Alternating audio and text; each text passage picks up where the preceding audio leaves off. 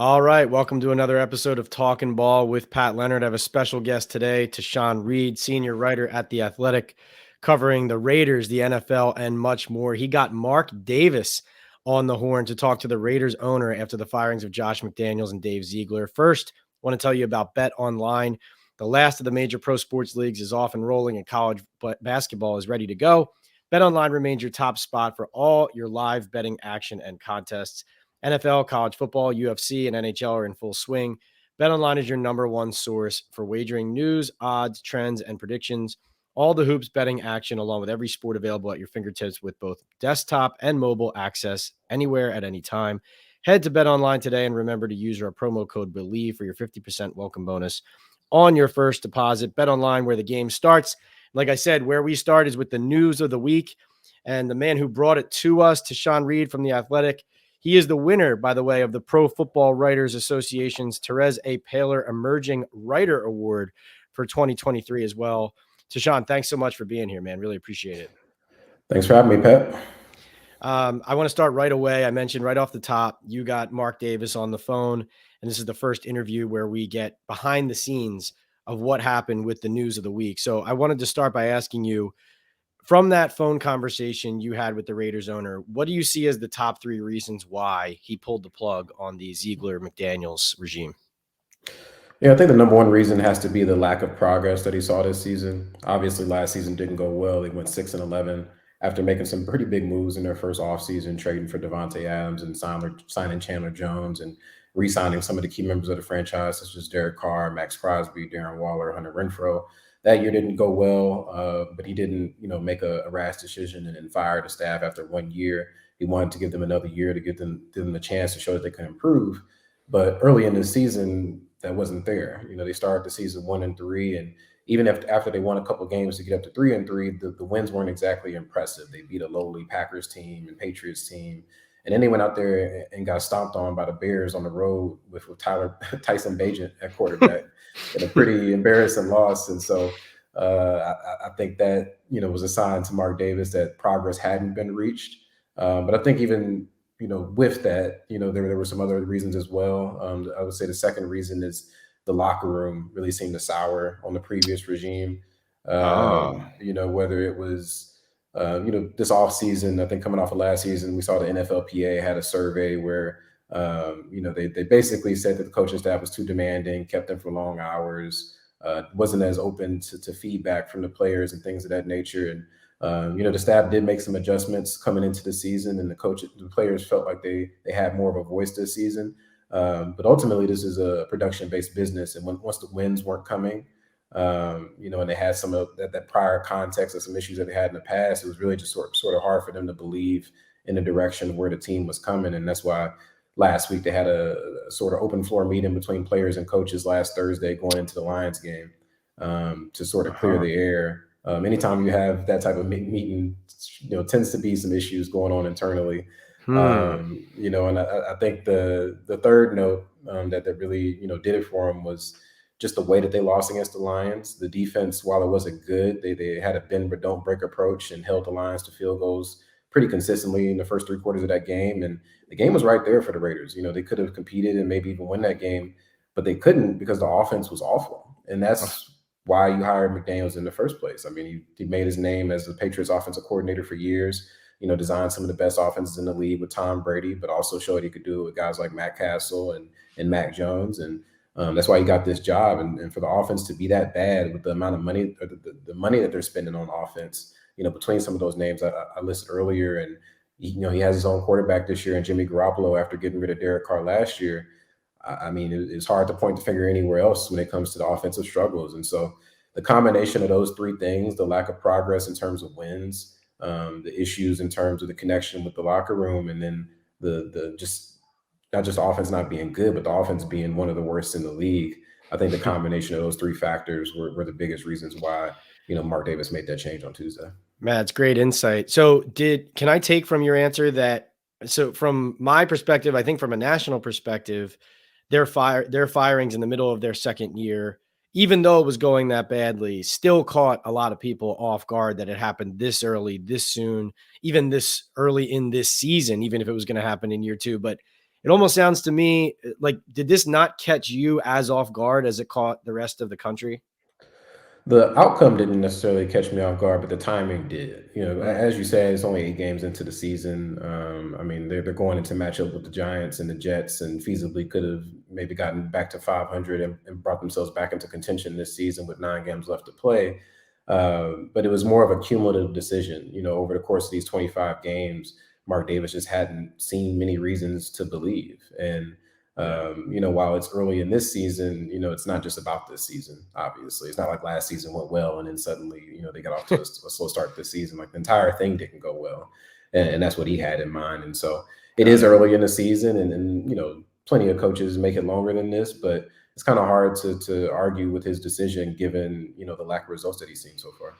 Yeah, no, for sure. And if you guys didn't already, go check out Tashan's story. Talking directly to Mark Davis, he gives his insight. But that talk, the stuff you just shared about the locker room too, I find very interesting. You hit on something too that I'm watching that game on Monday with no knowledge of the fact that everyone's going to lose their jobs the next day. But Jimmy Garoppolo, Tashan, explain to me.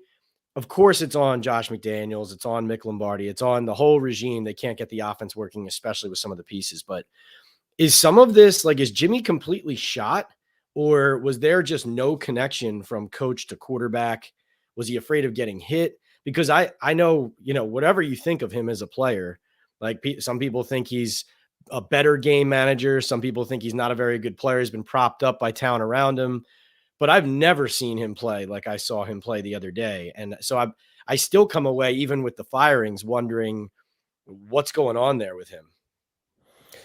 Yeah, I think with Garoppolo, is multiple factors. With the offense, he was obviously new to the team, but he also got off to sort of a weird start because he had foot surgery in March when he signed with the team, and that forced him to miss OTAs. And even though he was familiar with McDaniel's system and then had played with him in the past with the Patriots, Yeah. he had been in a completely different system for several years with Kyle Shanahan and the 49ers, and also didn't know many of his teammates and had to familiarize himself with them as well. And he was still in the meetings and whatnot, but when you're off the field, in OTAs, it's just not the same. And so he got around to getting back on the field in training camp and was able to have a full camp before the season started. But then pretty much as soon as the season started, he started having issues in terms of staying on the field. I mean, he suffered a concussion early in the season that forced him to miss a game. Then he suffered a back injury against the Patriots that forced him to miss the second half and missed the next week. And so he was kind of in and out of the lineup. And so he had sort of a clunky integration into this team. Oh, And then, I think another part of it is just this is really his first time where he had to be sort of the engine of the offense in terms of it being a pass first offense. A lot of those 49ers offenses that were successful had a great run game in addition to, all these weapons. They had George Kittle, Debo Samuel, Brandon Ayuk, one of the best play callers in the league, et cetera. But this Raiders team couldn't run the ball. Like they're one of the worst, if not the worst, running team in the league. And so they basically had to air it out on offense to try to have success. And that's just not the type of quarterback that Jimmy G is. I mean, he's short to intermediate, more of a game manager, yards after catch guy. But they needed him to start airing it out down the field and throwing more in a game than he was used to. And so it wasn't really a role that we've seen him be successful in. And then he was just making bad decisions out there. Like you said, I'm not in his head. I can't really say, but I mean, he was forcing balls into tight windows, throwing the ball carelessly out there. He seemed like he was a little skittish in the pocket. Like the offensive line has actually been pretty solid when it comes to pass protection this season, but when it hmm. came to those true passing situations like third downs or times when they're shorter, you're from behind, and everybody knows you have to throw the ball. It did seem like he got a little bit rattled. And had happy feet in the pocket to a degree. And so I think it was just a combination of factors for why he wasn't playing well this season. But he was, there's no way around it. I mean, he's one of the worst quarterbacks in the league. I mean, he missed 10 quarters and was still leading the NFL in interceptions. And so it Wow. was hard to justify that contract that they gave him 3 years, 72.5 million with, nearly $35 million guaranteed. And even with that contract, pretty much tying him to have a pretty big financial hit next season, whether he's on the roster or not. That's why they've gone ahead and made the decision to bench him and start Aiden O'Connell, the rookie quarterback out of Purdue, and see what they have in him moving forward in these last 9 games of the season. Man, what a interception stat that is. That's excellent. Not so before we get into the Giants game a little bit and preview that, From talking to Davis and then also from knowing this team as well as you do, what do you envision being the right coach for this team in the future? Like I saw in your story, Davis said, it was kind of alarming. He basically admitted, like, I've gone into all these searches, you kind of knowing who I was going to hire already, which is Yeah. it's a whole nother conversation. But what do you envision in general would be like the type of coach maybe this team would respond to best in the future?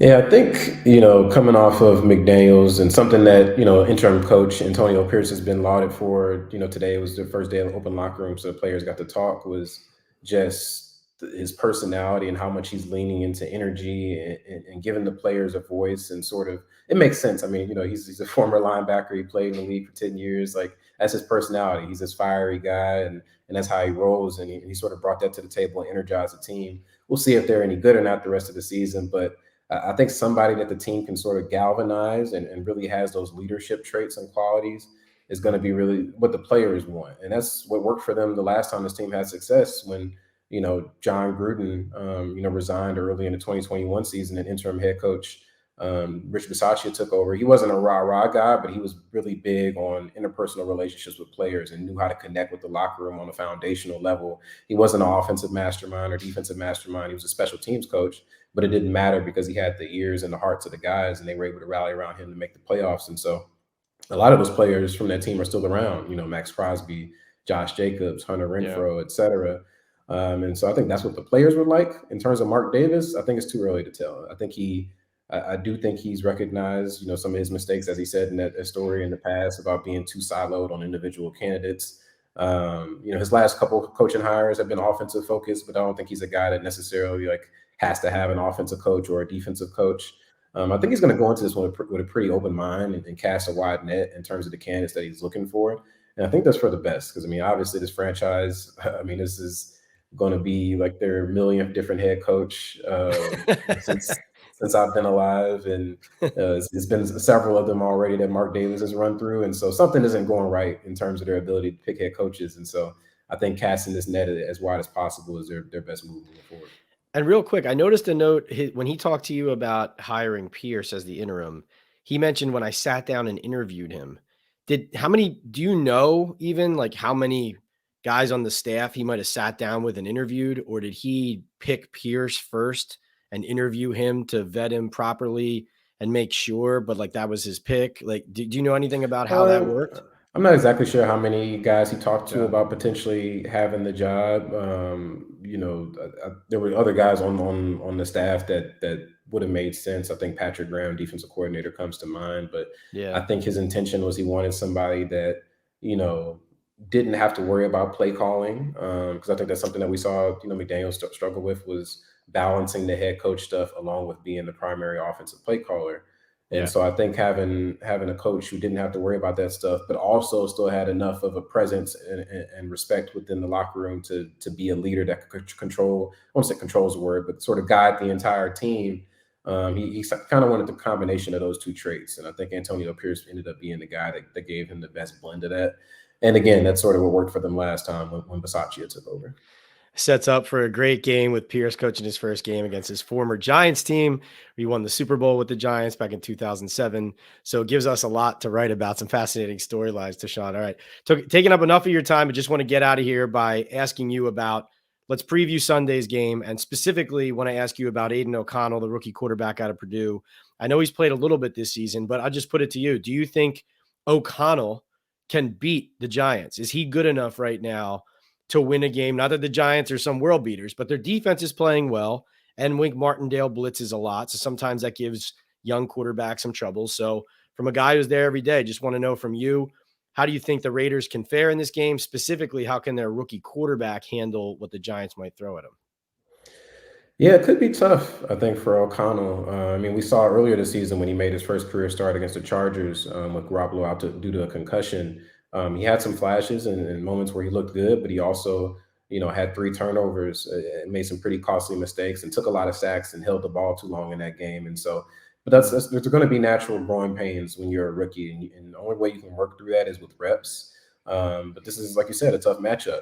He's going against a good defense with a experienced defensive coordinator who's aggressive and knows how to heat them up. And again, this offense has not been good this year, really, no matter who's at quarterback. Like they've struggled. And so it's not like he's stepping into like Brock Purdy last year, taking over an offense that's already running and just hit the ground rolling. He has to sort of help revive this offense that's been struggling all season long.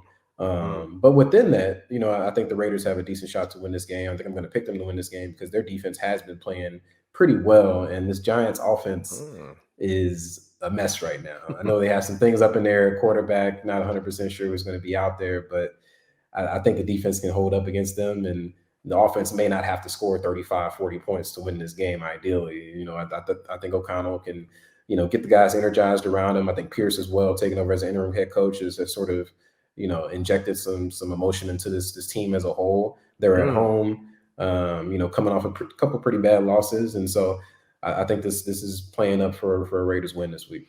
Wow, I love it. I'm picking the Raiders too, by the way. Interesting note as well. I was talking to guys in the Giants locker room today, Thursday, and there's actually a lot of Giants who know O'Connell well because Micah McFadden played at Indiana, Dane Belton played at Iowa, Deontay Banks at Maryland, and they all played against O'Connell in college. So, even though he's kind of brand new to the league and all, the Giants are a young team too, and there's a lot of guys who are pretty familiar with him, which is just Mhm. a fun dynamic there as well. Last one, get you out of here on this, Tashan. This is, well, first of all, this will be the last NFL stadium have to see a game in. So I'll have done all of them. Very proud of that. But I'm going to be in Vegas for an extended weekend, looking for some stuff to do, places to eat. I've been there before, but not for a while. So if there's one thing I got to do, one place I got to hit, one thing I got to see, what is That's a tough one, man. Strip's it? kind of crazy right now with Formula One underway, the construction and all that. But I say go off strip. If you're talking about food, go to Esther's Kitchen. It's an Italian spot downtown Vegas. Home, they make, I don't want to say homemade, but like all their stuff is prepared in house and fresh. So pretty good meal. Get some good dinner and start your night off. You can go from there. There's plenty of options, but I think getting a good meal there is a solid start. I'll figure it out from there. That's awesome.